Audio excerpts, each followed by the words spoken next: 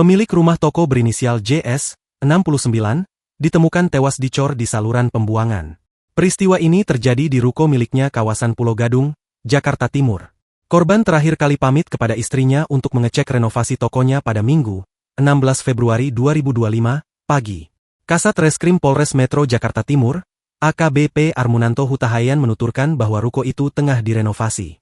Namun, korban dibunuh dan dicor pekerja bangunan yang saat ini sudah ditangkap pihak kepolisian.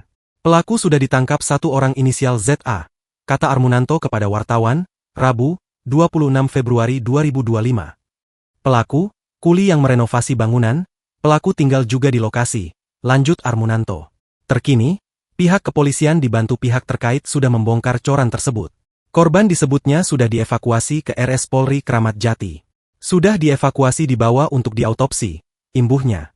Armunanto menuturkan pelaku berinisial ZA, 35, dipersangkakan pasal 338 atau 351 KUHP tentang pembunuhan dan penganiayaan berat. Ia pembunuhan dan atau penganiayaan berat yang mengakibatkan korban meninggal dunia, ucapnya. Terkait motif pelaku menghabisi nyawa korban sejauh ini belum diungkap kepolisian.